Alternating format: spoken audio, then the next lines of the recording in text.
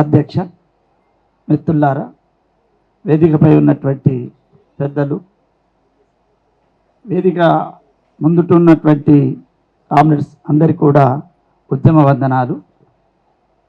మిత్రులారా, అరుణోదయ 50 సంవత్సరాల వసంతాలు పూర్తి చేస్తున్నటువంటి సందర్భంలో మనమందరం కూడా ఏవైతే 50 సంవత్సరాలు పూర్తి చేసినటువంటి ఆ త్యాగధనులను స్మరిస్తూ ఆ అరుణోదయాన్ని 50 సంవత్సరాల వరకు తీసుకొచ్చినటువంటి కార్యకర్తలు వాళ్ళందరికీ కూడా ప్రత్యేక ఉద్యమాభివందనాలు. ఇవాళ సంస్కృతులు, సాంప్రదాయాలు ఏదైతే ఇవాళ సామాన్య ప్రజల్లో ఉన్నటువంటి భావాలను ఇవాళ భారతదేశంలో ఉన్నటువంటి పరిపాలకులు ఈ భావానికి సంబంధించినటువంటి సంస్కృతుల మీద అతను దాడి చేయడం అనేది ఇది మొదలవుతుంది. కాబట్టి ఇన్ని రోజులు అరుణోదయ, సాంస్కృతిక సమైక్య,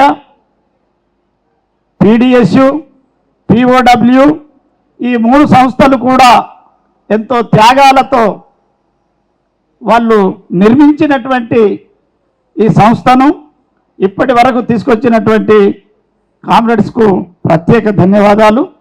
అదే రకంగా మరి ఇవాళ మనం ఇక్కడ వచ్చినటువంటి అందరం కూడా ఈ సంస్థను ఏ ఆశయాల కొరకైతే వారు మన ముందు పెట్టారో భవిష్యత్తు కూడా మనమందరం కూడా ఈ సంస్కృతులను, పేద సంస్కృతులను, ఆదివాసీ సంస్కృతులను, మనము వాళ్ళ భావాలను ఇవాళ ఏదైతే పాశ్చాత్య సంస్కృతులు వచ్చేసి వాళ్ళు ఏదైతే ఈ సంస్కృతుల మీద దాడులు చేస్తూ పాడేవాళ్ళు, చెప్పేవాళ్ళు, కథలు చెప్పేటువంటి, భావాలు చెప్పేటువంటి వారిని గొంతులు నములుతూ వారి యొక్క గొంతులు నాపుతున్నటువంటి క్రమంలో ఇవాళ మనమందరం కూడా బాధ్యతాయుతంగా ఈ భవిష్యత్తులో ఈ అరుణోదయ సాంస్కృతిక సమైక్యను మనమందరం కూడా బాధ్యతాయుతంగా మనం ముందుకు తీసుకెళ్లాల్సినటువంటి బాధ్యత మనందరిపైన ఉంది.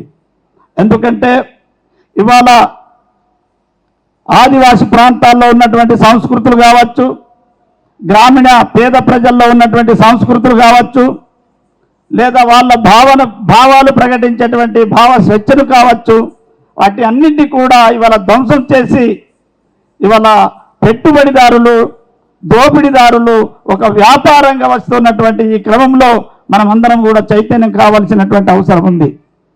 ఇవాళ మన సంస్కృతులు మాయమైపోతున్నాయి.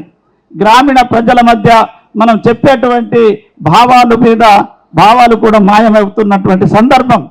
కాబట్టి ఇక్కడ మనం మాట్లాడుతున్నటువంటి వ్యక్తులు కావచ్చు, మనమందరం కూడా కార్యకర్తలకు వచ్చేసినటువంటి మనమందరం కూడా మనం బాధ్యతాయుతంగా మన కుటుంబాల నుండి, మన ప్రాంతాల నుండి మనమే కాపాడాల్సినటువంటి అవసరం ఉంది. మన కుటుంబాల నుంచే తీసుకురావాల్సినటువంటి అవసరం ఎంతైనా ఉంది.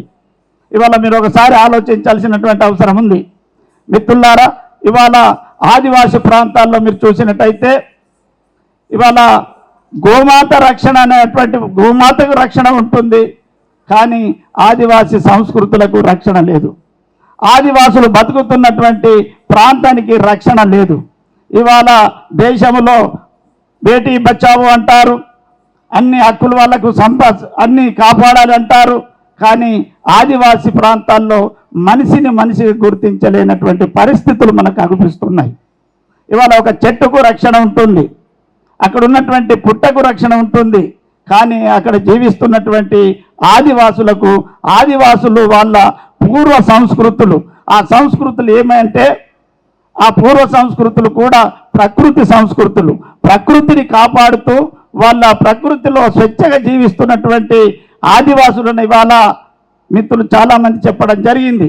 కగార్ పేరుతో కావచ్చు, సల్వాజుడం పేరుతో కావచ్చు, లేదా మావోయిస్టుల పేరుతో కావచ్చు, లేకపోతే అర్బన్ నక్సలైట్ పేరు చెప్పి ఈ రకంగా చంపుతున్నటువంటి పరిస్థితి వాళ్ళ ఒక హత్యా రాజకీయాలు ఉన్నటువంటి సంస్కృతులు జరుగుతున్నటువంటి పరిస్థితుల్లో వాళ్ళ ఆదివాసులు ఆదివాసి ప్రాంతాలు ఉన్నాయి.